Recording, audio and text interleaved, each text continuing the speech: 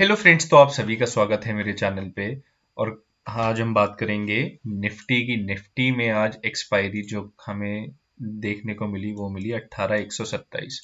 और जैसा कि मैंने अपनी कल वीडियो में बताया था कि एक्सपायरी 18,100 से 18,400 के बीच में ही कटेगी और हमें ऑलमोस्ट वहीं पे एक्सपायरी कटती हुई देखने को मिली।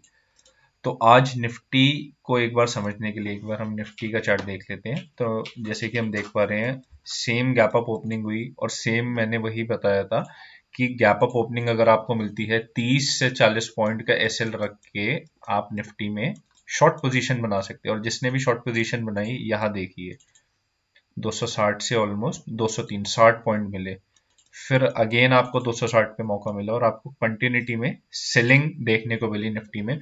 एंड में एक हल्का सा निफ्टी में बाउंस बैक आया, पर वो भी बाउंस बैक मेंटेन नहीं हो पाया और उसके चलते निफ्टी में आज फिर से जो क्लोजिंग आई है वो 18,200 के नीचे आई है। तो अब निफ्टी में हमें क्या करना चाहिए?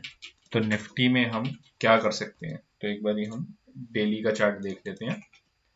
तो जैसे कि डेली के चार्ट पे हम देख पा रहे हैं, निफ्टी ने आज एक अपनी 18,130 की सपोर्ट को भी ब्रेक करके closing the.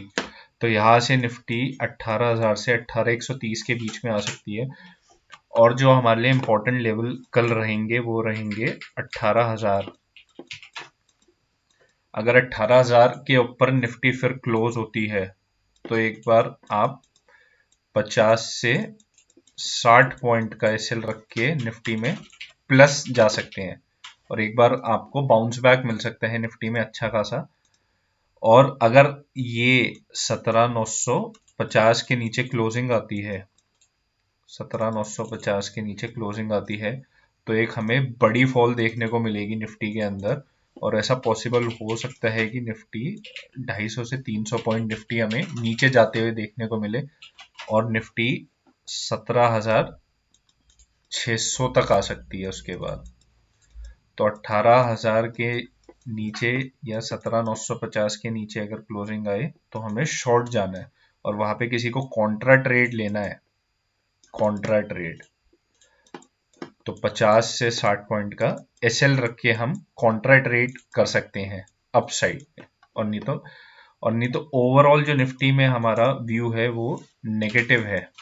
Cell on rise ही मार्केट है, सेल ऑन राइज।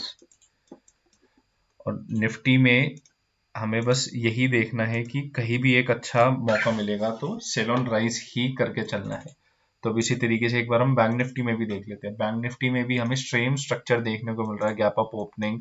और बैंक निफ्टी में भी मैंने यही बोला था, सेल ऑन राइज और 100 रुपए का एसएल रख के कहीं से भी आपको दिखे कि टॉप बन रहे तो वहां पे बेचिए। तो किसी ने खुलते ही पुट ली होगी तो वहां से उनको ऑलमोस्ट 300 पॉइंट तक का फॉल मिला और वापस एक बाउंस बैक आया और फिर वही सेम चीज बैंक निफ्टी में भी हमने वही कंटिन्यू करी, sell on rise sell on rise. तो अब बाजार जो है सेल ऑन राइज वाले ही हैं।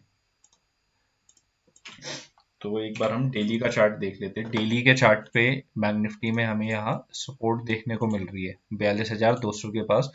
तो 42,200 से लेके 42,200 से लेके 41,900 ये एक इम्पॉर्टेंट रेंज रहेगी। अगर बैंक निफ्टी इसको भी तोड़ता है तो हम बैंक निफ्टी में नेगेटिव रहेंगे, नहीं तो बैंक निफ्टी में एक आपको कंसोलिडेशन मूव देखने को मिलेगी।